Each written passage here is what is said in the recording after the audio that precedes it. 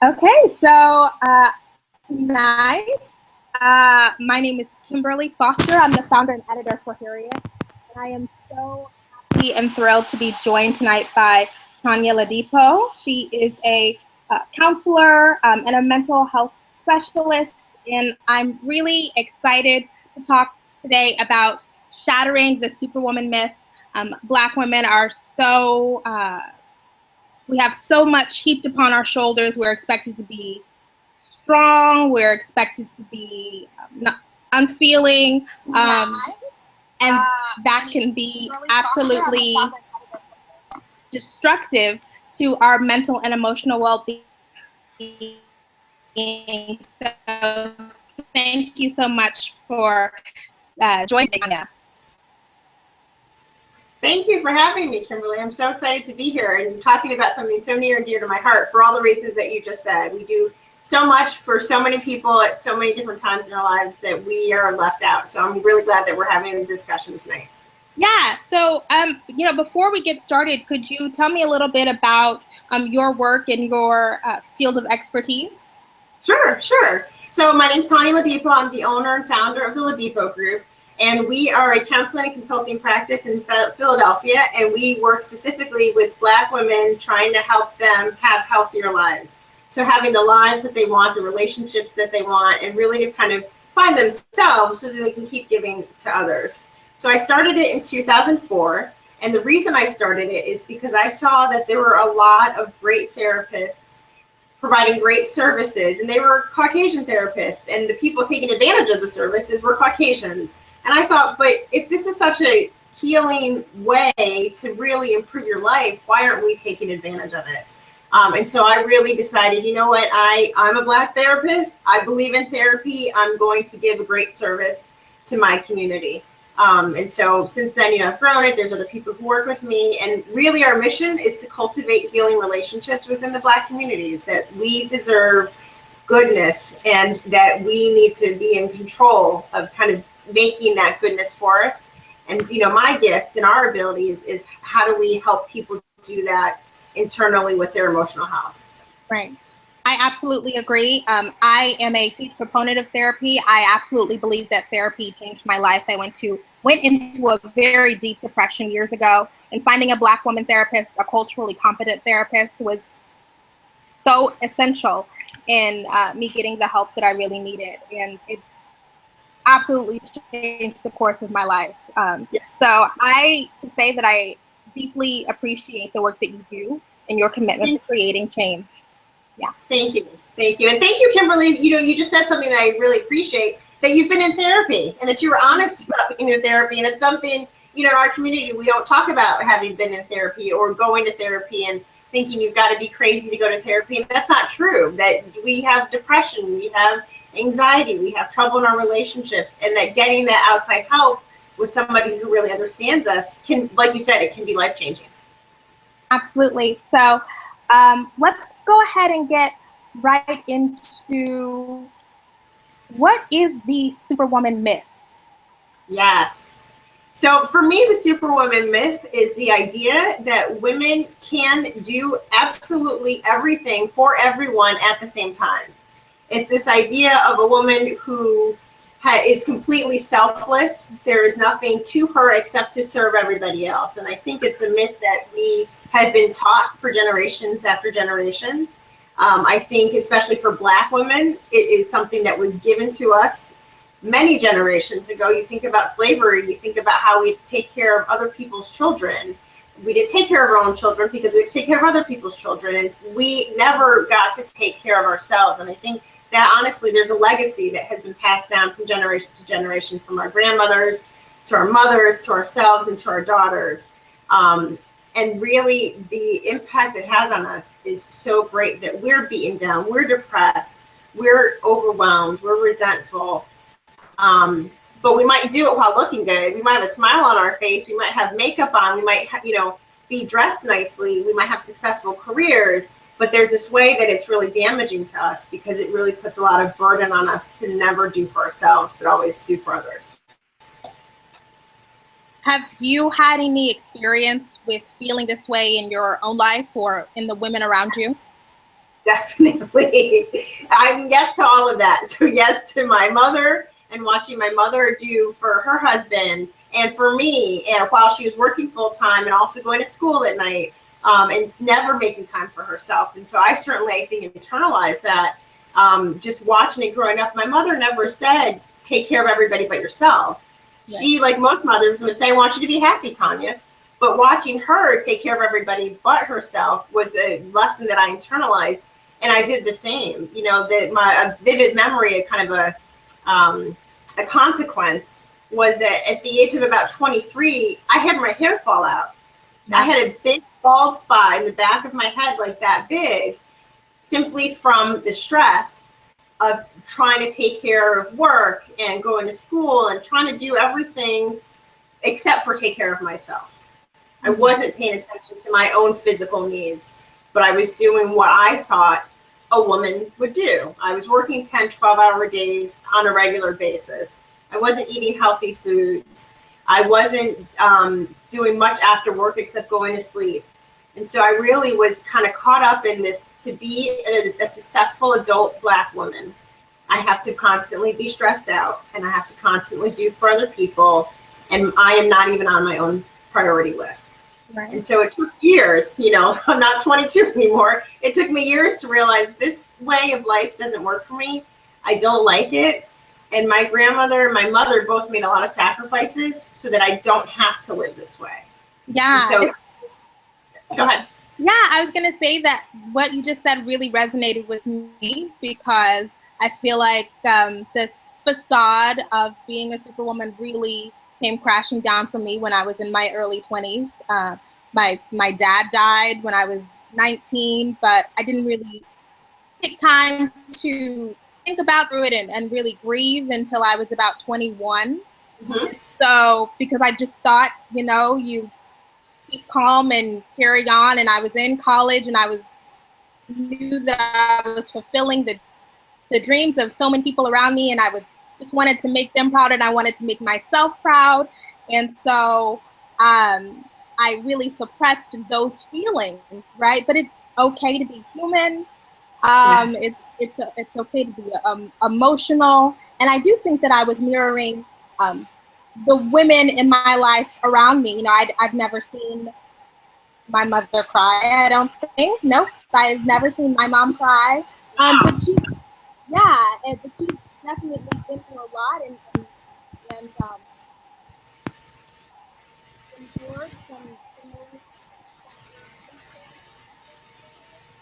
Kimberly, I'm having trouble hearing you. I think your mic went out.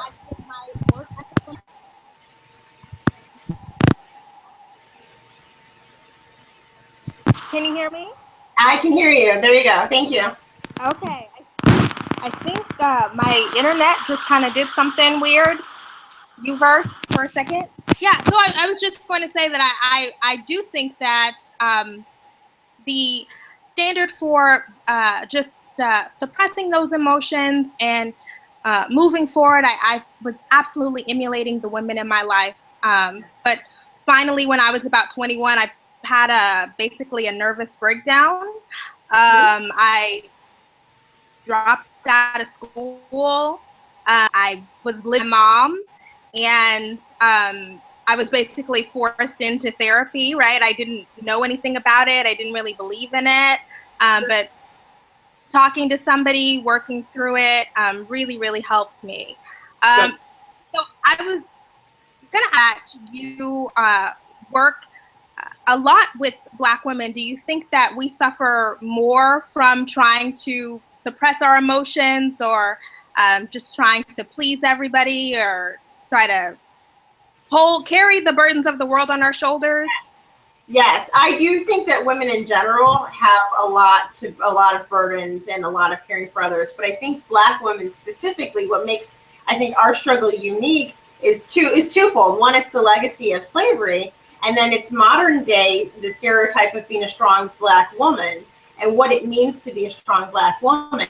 And, you know, we have this image that strong Black women don't cry, that they're hard workers, that they never get tired, that they can withstand anything. I mean, we've bought into this myth that of an superhuman person, truly. When I say somebody who doesn't cry, who doesn't get tired, who can handle as much work as is given to her, that's not humanly possible. Yet this is the images that we're given, and that I think a lot of us unconsciously, not intentionally, but really try to emulate. So yes, I think our path is different, and that struggle is really hard in that way, because we're trying to achieve perfection. We're trying to achieve something that is not possible to achieve. And do we sometimes idealize that strong Black woman? I feel like, the strong Black woman gets put on a pedestal. In fact, when I have we've posted things on For Harriet about trying to deconstruct this myth and push back against this myth, and women have posted that they want to be the strong Black woman, like that they take pride in that. Yes, I think you're right. I think that there are a lot of us who have owned it and said that this is something to strive for. And for me, the cost is too great. For me personally, I think the cost is too great for me. I don't want to teach it to my children. And honestly, I want my sister friends, I want the rest of us to have enjoyable lives. I think there's a way to redefine what a strong Black woman is. So I'm not saying that we should be weak Black women by any means, but we should really challenge, well, what is a strong Black woman? Can't we be smart? Can't we be giving? Can't we be nurturing? Can't we set limits? Can't we also take care of ourselves? Can't we have joy? Can't we have laughter? Can't all of that exist? So for me, it's not that strong Black women shouldn't exist, but I think we need to really redefine what that means to us. The way it is now, it doesn't include joy. It doesn't include taking care of ourselves. Balance. Yeah. Absolutely. So we can be strong, we can be healthy, we can be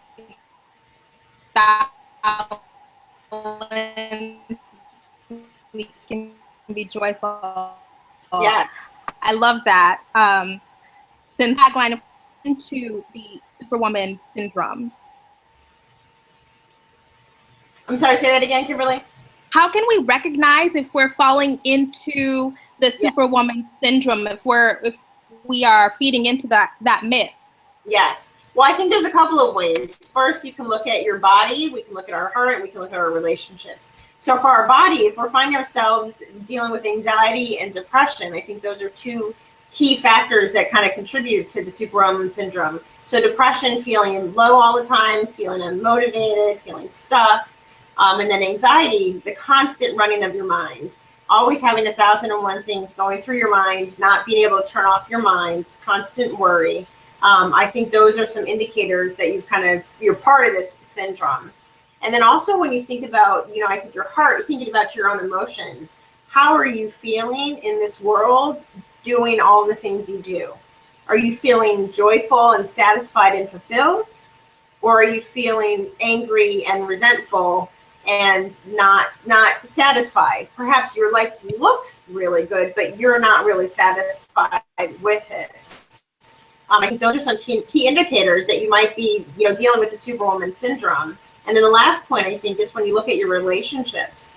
I think for women, our relationships are very important to us. But when we're striving to be this perfect, ideal woman and trying to do so much for everyone, sometimes the relationships that are most important to us actually suffer. So if you're trying to be present at church, if you're trying to be present at work, if you're trying to be present with your kids and with your partner and with your friends and with your family, and you're trying to give 110% to everyone at every time, that's not possible. And so some people get the short end of the stick and they don't get your time, or they get your time, but you're not really paying attention to them. And so I think if you kind of hear yourself in some of these categories, it might be something to reconsider. Well, how can I actually make my life look the way I want it to, as opposed to trying to fit into this, myth of being a superwoman? I do want to encourage anybody who is watching right now, you can leave us comments. I believe on the side of the page, you can leave a comment. People have tweeted me comments. I am Harriet as well. So if you'd like to contribute to the conversation, please do that. So let's say that we recognize that we are taking on too much, that the psychological toll of trying to hold the world of our shoulders is too much. How do we begin to reject that? That's a great question, Kimberly. The first part is what you just said. First, you're not participating in something that's hurting you, and you have to decide you don't want to do it anymore. So once you acknowledge it, and then you make the decision that, no, I want to live my life differently, I always say make a list of your priorities. So sit down, take some time, and think about what is important in your life. And then I want you to go pull out your calendar. So whether it's your Google Calendar, whether it's a paper calendar, or it's in your phone, pull out your calendar and look at everything that you have on your calendar and see if it matches up to your list. From the priorities that you listed, there is a mismatch, right? It's time to do something differently. And so I think a really concrete, tangible tool, a tip that you can do is to start making your calendar look like your priority list. So if you say that spending time with your children is really important to you, spending time with your friends is really important to you, and your work is really important to you, but the only thing on your calendar is work, then what you need to do is start putting in time with your children, time with your friends. You need to make sure you're putting your priorities on your calendar. And so when you do that, it has this shift, right? It shifts your behavior to make sure that you're actually making time for the things that you say are important for you. So I think that's a really good starting place for people.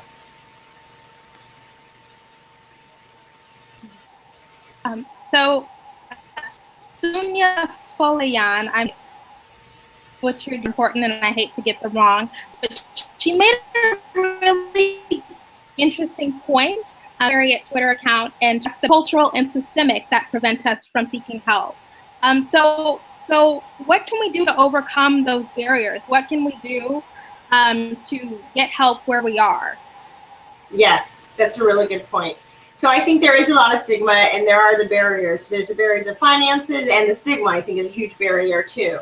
And so I think some ways that we can overcome them is to say, you know, I need help, and yes, I know there's a stigma, but I'm going to get help anyway. And so you can decide who in your life is going to be supportive of you getting therapy, and tell those people. And if you feel as though nobody's going to be supportive and people are going to mock you or say you don't need to do that, then perhaps you don't tell anybody you're going, and you just tell the therapist, and that's their first, line of support. When I started my business 10 years ago, I would have people come to me and say, you're a great therapist, and I'm not telling anybody about you because I'm not telling people I'm in therapy. And in the past few years, we've actually seen a shift where people are starting to tell their friends and family that they're in therapy and actually make referrals. So I think that's one piece. Another thing I have to say that I've really appreciated about the Affordable Care Act is that now that everybody's required to have health insurance, we have benefits that we can use. And that wasn't always the case. And so we have benefits, and we have benefits to get therapy services. And so I think being able to use those benefits is really important, and it's a way to kind of go around the barriers. And then finally, I want to say online that if you search for Black therapists, there are not a ton of us, but we are there. We are, in the world. We are in our country, in this country, the U.S., I should say. And so you can search for people in your area based on race and gender if that's important to you. So you mentioned something that I didn't even know. So based on what you're saying, the Affordable Care Act often covers mental health services? Yes, it's my understanding that everybody through the Affordable Care Act should have mental health care coverage. That should be awesome. Everybody. Yes. Okay, that's really great and important to know. Yes. So I'm interested in how you yourself maintain your mental and emotional well-being. What does self-care look like for you? So for me, self-care is about time alone. I am a natural introvert, and so if I don't have time to myself, I'm really grumpy. I get resentful, and I don't want to be around people. And so I make sure I have time to myself. And so I do that in a variety of different ways. So every morning I wake up, I read a devotional. It's a short period of time, but it's my time. And now that the weather has turned, what I do when it's warm enough is I go for walks. So for me, being in nature, being outside in fresh air by myself is the best way I can take care of myself. It's how I hear God. It's how I feel centered in the world. It's how I feel calm and how I can start my day. So those are two things that I try to do on a daily basis. Devotional I do every day. Walking I try to do about 5 times a week. So for me, those are the things that I just make space for on a regular basis. And then I have to say, you know, I have a supportive husband and I have great friends. And I really kind of in the past 7 years or so shifted that I have people in my life who support me taking care of me. I don't have people who are telling me, do more, do more, do more. I have people saying, Tonya, you're doing a great job. How are you rewarding yourself? How are you taking care of yourself? So I really have aligned myself with people who, when I say have the same values, I have strong Black women in my life who believe that we should be on our own to-do list. So who encourage me that taking care of myself is just as crucial as meeting some of my goals in life. And that is absolutely crucial, and it can be difficult because I found in a lot of my interactions with Black women, many will say that they have, most of the people in their lives are takers, right? Like that they don't have a lot of people who are going to pour into them the way that they are expected to give and to exert their energy, right? So reciprocity in our relationships, for me at least, is essential to maintaining my mental and emotional health. Yes. Because everybody's not as invested in keeping you healthy and whole as you are. No. And that's a great point. That is a great point. Not everybody wants the same for you that you want for you. And so that doesn't mean you have to end those relationships necessarily, but it does mean you need to start broadening who you're spending time with so that you do have reciprocal relationships. Or even, you know, just setting boundaries, right? Because I'm never going to cut out my immediate family, but I can be very clear to them what my boundaries are. You know, I need this time for myself. I need this space, and I love you, but I can't give it right now. So that's it. Yes, that's a great point. You're absolutely right. I agree with you. Right. So I wanted to talk about a subject that comes up a lot when we talk about mental illness, particularly on the site, and that is the stigma that originates specifically in churches. So I'm interested in your thoughts on how churches, or, you know, people who consider themselves to be religious can better handle or support those who are dealing with mental illness or depression or anxiety, and what role they should play. Yes, that's a really good question. First, I do want to say that churches, you know, historically have a huge role in our community, and so they are, you know, kind of the cornerstone of where we go to get help. And I think a lot of pastors, they're trained to become pastors, right? They're not trained to deal with mental illness. They're not trained to deal with therapy per se, but how to deal with kind of spiritual guidance. And so what I think there has been a shift, I have to say, is that I do think that there are a lot of pastors who are more cognizant of needing to get outside support, or even through, you know, within their own church, of getting support from professionals to assist with mental illness and how they can support their parishioners in the community. And so I think the first piece is recognizing, like you were saying, boundaries with family, but recognizing, you know, what the church can do and what the church can't do. And so when to bring in outsiders to help, and when you can kind of keep it within the church itself. And, you know, especially when we think of larger churches, there are often therapists who are members of that church. You know, I think of my church, and we have a committee where there's probably 6 or 7 of us who are therapists. So it's easy to stay in-house when you have to deal with the situation because, you know, we're there. But being able to kind of blend the spiritual and mental health needs, I think, is really important. And the churches certainly have a role in that. Right. And I would say that it definitely, you know, for me personally, it can be done. When I was going through my really intense therapy, when I was going multiple times a week, I did pair that with going to church. I did pair that with my spirituality. Yes. And I was very fortunate to be surrounded by people who understood the value of therapy, who didn't say, you know, pray it away, who encouraged me to be really faithful in my regimen, and maintaining my health, in my exercise, and in my counseling. And so again, you know, making sure that you choose the right community is important. Yes. Right. And that can absolutely be difficult. So have you had to have any conversations with people in your personal life? I mean, when you see somebody struggling, how do you approach them, right? So I really believe in, being your sister's keeper.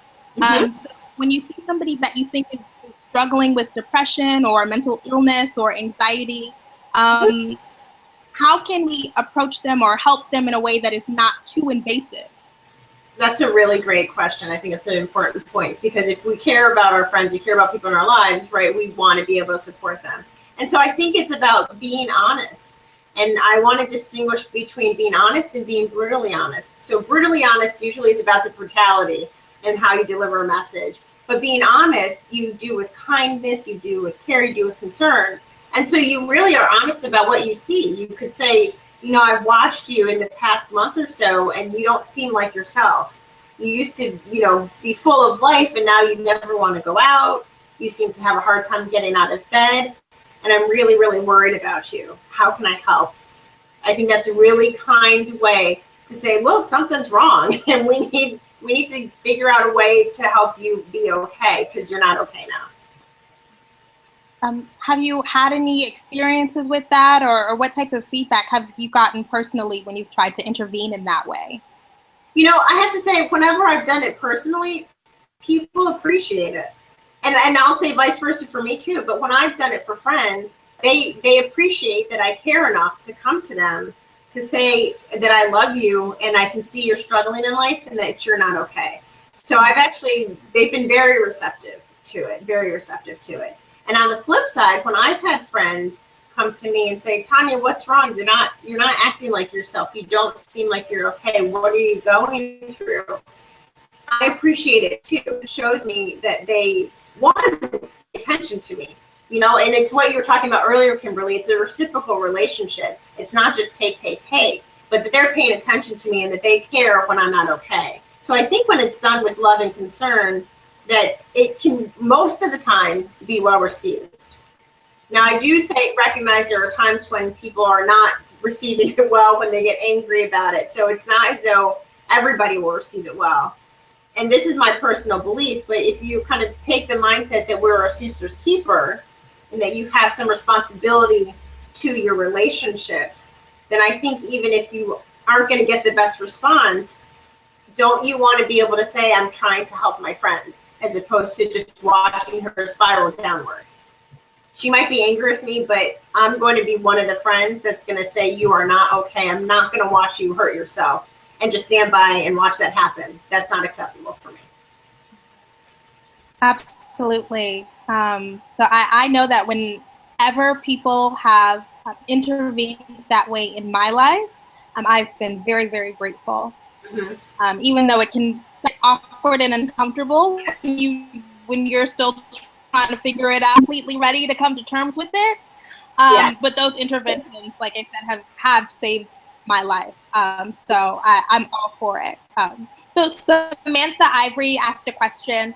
How do Black women looking for quote unquote well Black women find mentors and role model positive network?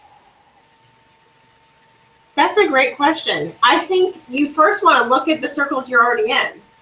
So look for people at work, look for friends from school, whether it's from high school, college, from elementary school. Look at your current social networks. If you belong to a church, look through churches. And I also say look toward the generation above you.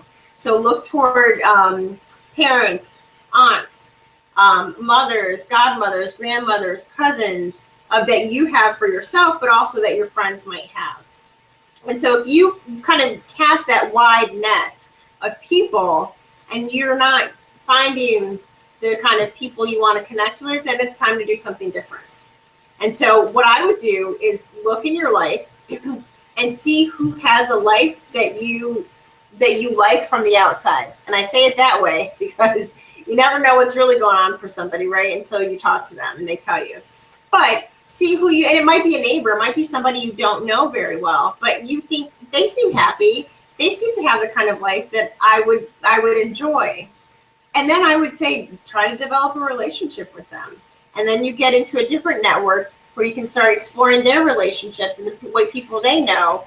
And then it can kind of have a cascading effect where you're involved and connected to people who have similar values to you that you can then kind of connect with for mentoring. Mm-hmm. And I can say it can definitely be intimidating to approach someone whose life you admire from the outside looking in. Yes. But generally, with the Black women in my life, particularly, they've been very open and very receptive. So, you know, if you say, I'd love to get a drink with you, drink, I'd love to get dinner with you, grab lunch with you, and sit down and have, you know, a real conversation. Yes. You know, I think that's really the first step to developing a genuine relationship. And so, you know, that fear is definitely there, and it's understandable and natural and normal. Yes. But going out on a limb really pays off in the long run.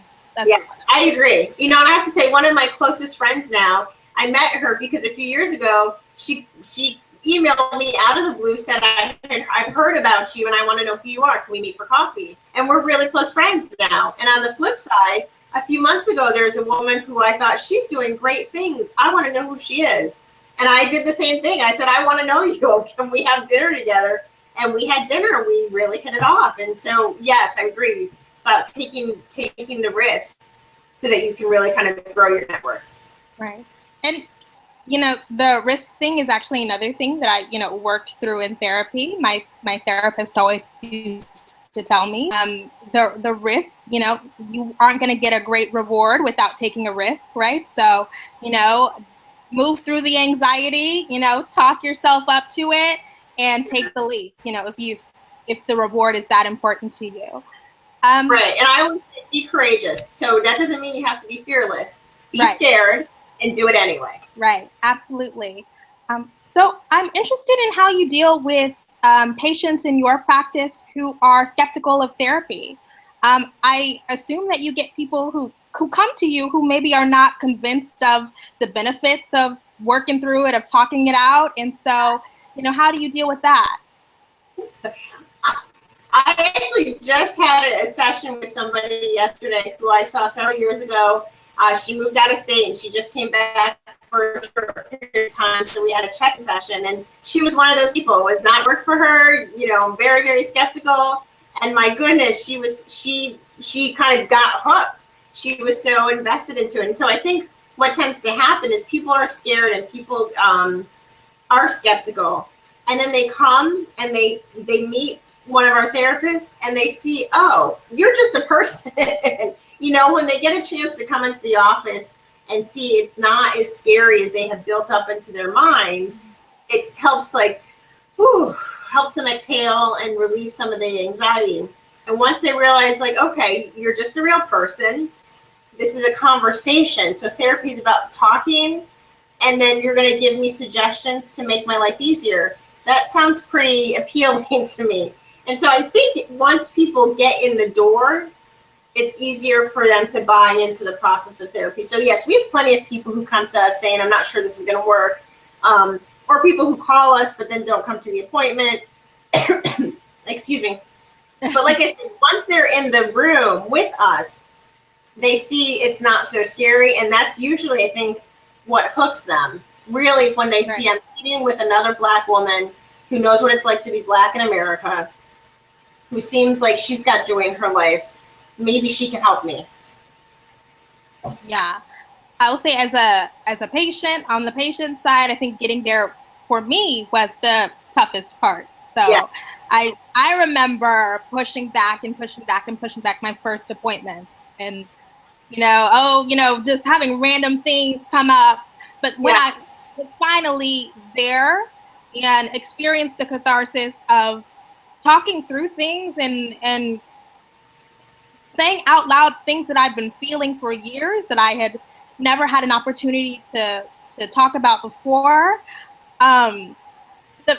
the feeling that you get is amazing.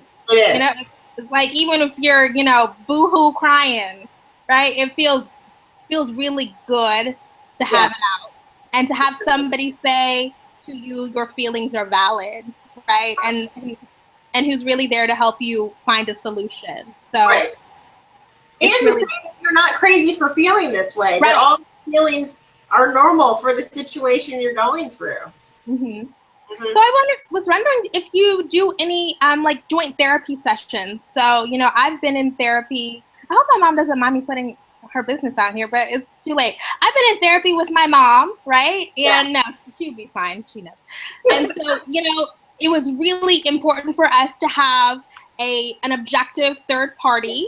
And so I was wondering, you know, if you could give some insight on, you know, how joint therapy sessions could work or be helpful in repairing or renewing relationships. I love how you just said that. It's useful in repairing or renewing relationships. So relationships can be challenging in as much as they bring us joy. And so the way therapy works, how we help, is we're an outside perspective to be able to help people talk to each other. So oftentimes we get into patterns where we're not listening or we're not talking. Essentially, we have trouble communicating. And so therapy is going to help you undo those patterns so that you can talk, so the other person can hear you, and so that we can also learn to listen as opposed to planning our rebuttal of what they're going to say, but to truly listen. And so when people hear each other, the shifts that happen in the relationships are pretty important, I think, and pretty magnanimous, because if you really care about each other, you're willing to make the changes based on what the other person needs. But first, you have to really hear each other. So more generally, I'm interested in your thoughts on, you know, I think that there is a stigma or a stereotype that Black women don't get along, or, you know, that we're hyper competitive, or, you know, whatever people like to say about whatever pathology they think that Black women have. And I was wondering your thoughts on that. I mean, how can we, you know, strengthen our sisterhood, strengthen our bonds, you know, between Black women? That's a good question. I think some of it comes from ignoring what people say about us and seeing if that's actually true in your life. I mean, are you a person where you have difficulty having relationships with Black women, or does that stereotype not fit you at all? It doesn't fit you. But I also think that if you do find yourself where you are feeling competitive and you are feeling like you don't have the support from other Black women, and maybe you're not supporting other Black women as much as you'd like, it's about taking, you know, when you're part of an oppressed class, right? We're Black women. We know what oppression and discrimination is like in this country. And so when you deal with that on a regular basis, it's easy to think that there are limited resources and that we have to compete with each other to get those resources. As opposed to changing to the mindset of there are plenty of resources, and if we help each other, we can break barriers to get access to those resources. So I think part of it is a mindset shift, and also being willing to take risks and reach out to other women to say, how can I help you, and how can we help each other? Right. I agree. And, you know, in my life, I'll say that certainly I've had, you know, run-ins with Black women, but by and large, Black women have been my biggest supporters. They've been my soft place to land. They've been my cheerleaders. And so, you know, I try to put out the energy that I want to receive. And that has been really, really important in my life. So I'm just going to check one more time to see if we have any general questions.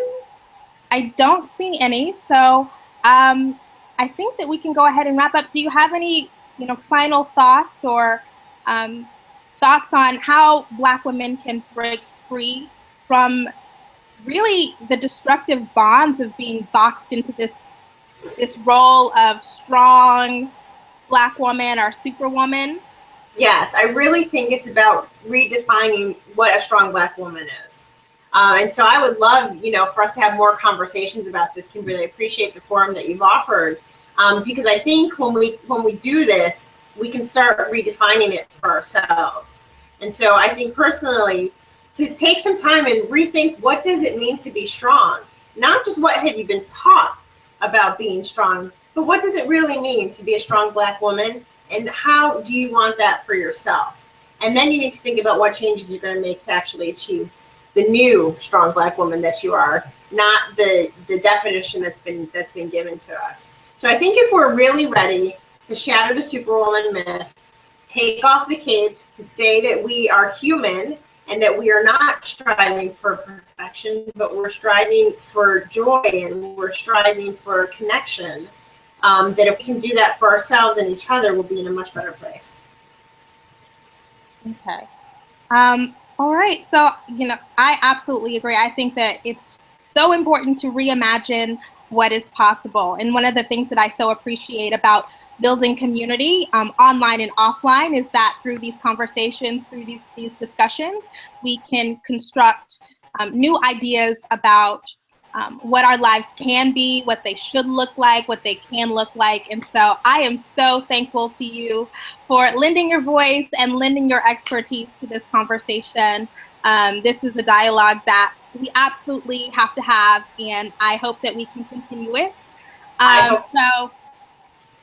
So if you guys have more questions, you can send them to me. I'm going to send out a link to a survey, and so that you guys can give us some feedback on what you'd like to hear in our upcoming discussions about Black women and mental and emotional wellness. Thank you all so much for joining us, and we will see you next time. Have a good night. Thank you. Yeah, thank you.